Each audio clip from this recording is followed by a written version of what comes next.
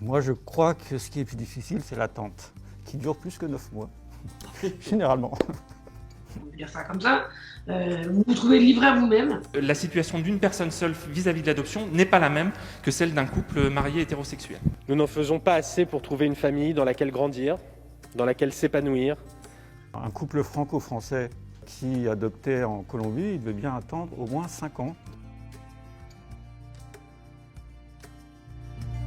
Bonsoir à tous, je suis Bruce Toussaint. C'est un sujet à la fois délicat, intime, un sujet tabou. En 2019, 14 000 familles avaient obtenu leur agrément en France pour adopter. On en parle avec vous, Guillaume Grimont-Pré. Bonjour. Bonjour. Vous êtes l'auteur de cette BD, Adoption, qui raconte votre histoire, l'histoire aussi de votre femme et de vos 2 enfants. C'est aux éditions Grart Éditions. Avant de revenir à votre parcours, eh bien, j'aimerais qu'on écoute ensemble quelques échanges à l'Assemblée sur ce sujet ô combien sensible. Des députés débattaient. On regarde. Nous n'en faisons pas assez pour trouver une famille dans laquelle grandir, dans laquelle s'épanouir, dans laquelle se sentir en sécurité. Le mariage apporte à l'enfant plus de garanties que le concubinage ou le pax de ses parents. Regardez la réalité de l'adoption dans notre pays. Les chiffres aujourd'hui montrent que la situation d'une personne seule vis-à-vis de l'adoption n'est pas la même que celle d'un couple marié hétérosexuel. On le voit dans ces échanges, c'est un sujet passionnel. On reviendra d'ailleurs sur la proposition de loi tout à l'heure. Votre histoire. Alors votre histoire, elle se passe en Colombie, principalement, d'où est originaire votre femme. Vous avez dû obtenir, avant d'arriver à cette étape lointaine de la Colombie, un agrément. Comment avez-vous vécu cette période ? En fait, c'est une période où il faut vraiment se dévoiler en fait, aux services sociaux. Donc, c'est très intime, en fait. Hein. D'autant plus que, juste avant, nous avions fait les FIV, où c'était aussi un parcours très intime, mais intime d'une autre manière, si vous voulez. On se pose beaucoup de questions sur le parcours du combattant, de l'agrément. On sait que c'est parfois compliqué, long. Mais au fond, est-ce que c'est vraiment ce qu'il y a de plus difficile dans l'adoption ? Moi, je crois que ce qui est plus difficile, c'est ce qui arrive entre l'agrément et l'adoption. C'est-à-dire que c'est l'attente. Ouais. Parce que là, il y a vraiment une attente qui peut être très longue, voilà, qui dure plus que 9 mois, généralement. Alors, vous avez choisi de raconter cette histoire, souvent d'ailleurs avec beaucoup de dérision, dans une BD. Pourquoi est-ce que vous avez eu envie de faire ce récit ? Après l'adoption de ma fille, en fait, c'est un peu comme si on fermait un chapitre. Hein. C'est-à-dire que là, ça y est, on avait eu ce qu'on voulait. On avait adopté notre fils d'abord, et 2 ans après, notre fille. Voilà, vous avez voilà, deux adoptions. 2 adoptions, donc, hein. Donc on a fait 2 agréments. Alors autant j'ai beaucoup de souvenirs du premier, autant j'ai quasiment aucun souvenir du 2e agrément, de ce qu'on a pu faire. Hein, parce que Ça vous a paru plus simple ? Ça m'a paru plus simple, voilà, Donc à ce moment-là, c'est comme si il fallait que je parle de ça, que je couche ça sur le papier, histoire peut-être de me libérer aussi, de me libérer un peu de cette histoire et de passer à l'autre étape qui est quand même la plus importante finalement, c'est l'éducation des enfants. Juste pour avoir une idée, entre le moment où vous avez commencé le processus d'agrément et le moment où l'enfant est arrivé chez vous, le premier, il s'est passé combien de temps ? Je dirais 2 ans, 2 ans et demi. Alors c'était pas très long aussi. 2 ans et demi, c'est pas long. Non, actuellement c'est pas long. Non. C'est-à-dire que surtout en adoption internationale et en Colombie de surcroît, puisque un couple franco-français qui adoptait en Colombie, il devait bien attendre au moins 5 ans. D'accord. Alors qu'on était considéré en Colombie comme de l'adoption nationale en Colombie. D'accord. Donc on n'était pas sur les mêmes listes. Voilà. 2 ans et demi quand même. Oui, quand même. Certains parents sont aujourd'hui en plein processus d'adoption. Jackie et son mari devraient accueillir chez eux leur enfant avant Noël. Églantine Després a recueilli leurs témoignages.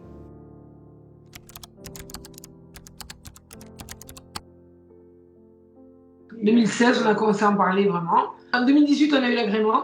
Le problème, c'est quand vous avez l'agrément et que même si vous avez été bien informé, parce qu'on peut dire ça comme ça, vous vous trouvez livré à vous-même. On vous dit, voilà, vous faites comme ça, vous allez sur le site, vous avez tous les pays qui peuvent vous concerner. Vous faites des recherches pays par pays, vous envoyez des dossiers quand ça colle à votre agrément. Et le Congo, c'est vrai que le Congo, il y a eu trois familles qui avaient adopté avant nous, et c'était quand même assez plus accessible.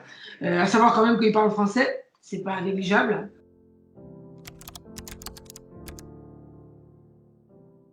Là-bas, en fait, le problème, c'est que les institutions sont lentes. La personne qui s'occupe de l'orphelinat, si c'est pas elle qui est là au moment de l'orphelinat, quand vous appelez, si elle n'est pas à l'orphelinat, vous ne pouvez pas parler à votre enfant. J'ai parlé peut-être 5 ou 6 fois dans l'année à mon fils. On est rentré dans l'orphelinat, je l'ai reconnu tout de suite, il était assis sur le banc à côté. Lui, il était très timide au départ, il m'entendait arriver. Et puis ça a été magique.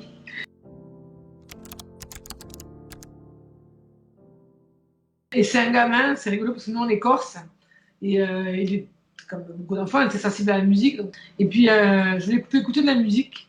Les seules chansons qu'il a écoutées jusqu'à la fin sont 2 chansons corse quand même. Et donc à la fin de la deuxième chanson, j'avais larmes aux yeux, mais il me demande qu'est-ce que c'est comme langue. Je dis bah, c'est le corse, la langue corse, que tu vas être amené peut-être à apprendre, j'espère en tout cas. Il m'a regardé, il m'a dit comme c'est beau.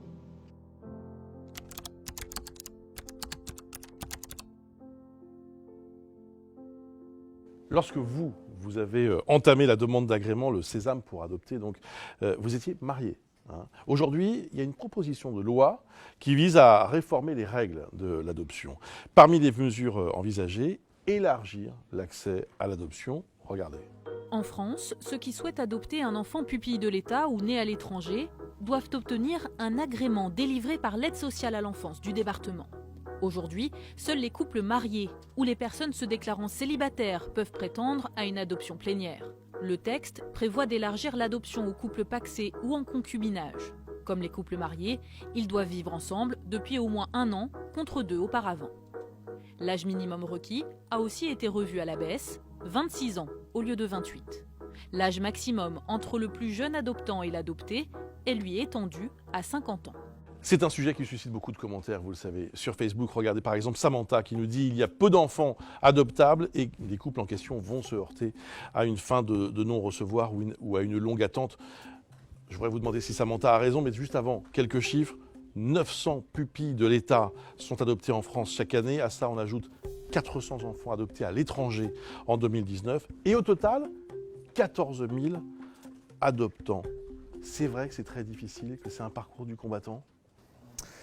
Bah oui, et je pense que non seulement c'est difficile, mais c'est de plus en plus difficile en fait. Hein, quand on voit ce qui se passait dans l'adoption dans les années 90 ou 2000 et ce qu'on voit aujourd'hui, je dirais pour les adoptants, hein, c'est le jour et la nuit.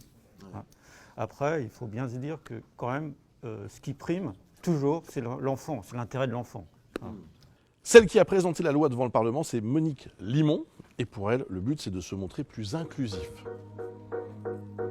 Donc on ouvre effectivement l'adoption aux couples non mariés et au concubinage parce qu'il nous semblait important de rapprocher les conditions pour adopter de l'évolution de la société d'aujourd'hui. Ce qu'il faut savoir aujourd'hui, c'est que comme l'adoption n'est valable que pour les couples mariés ou les personnes seules, ça veut dire qu'un couple qui a un projet de vie ensemble et qui a un projet de vie d'adoption, il n'y a qu'un membre du couple qui peut adopter. Donc on trouve ça complètement incongru.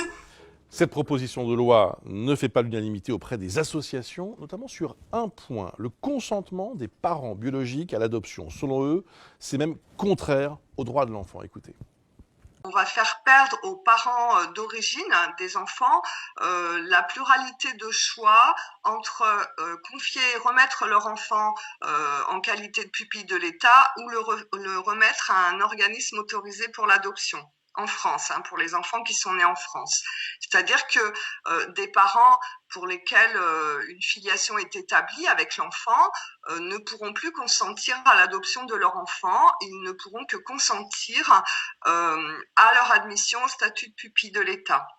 Sur ce point précis, quel est votre regard sur cet aspect de la loi ? En quoi l'histoire de votre fils illustre justement ce point précis ? Qu'est-ce qui s'est passé concrètement pour lui ? En fait, quand je dis oui, l'histoire de mon fils, en fait, c'est l'histoire de beaucoup d'enfants adoptés à l'étranger. S'il a eu la même histoire en France, il serait pupille de l'État, mais n'aurait sans doute pas été adoptable. Concrètement, il a été retiré par les services sociaux ? Oui. C'est ça ? Oui. Colombiens ? Oui, c'est ça. Voilà. Parce qu'on a jugé que sa ses famille parents- était inapte à Voilà, s'occuper c'est ça. de lui. Oui. Et donc il a été placé ensuite à l'adoption. Oui. Et ça, c'est un cas qui est très fréquent. Oui, c'est un cas qui est très fréquent et en fait, en Colombie, c'est un jugement, c'est un juge qui va déterminer si l'enfant est adoptable ou pas. Alors Guillaume Grimont-Pré, merci beaucoup. Merci d'avoir abordé avec nous ce sujet personnel, sensible, je le disais. D'un mot, vous recommanderiez l'adoption à quelqu'un qui aujourd'hui... Moi, si c'était à faire, je le referais. Oui. Vraiment, pour moi, c'est une grande aventure.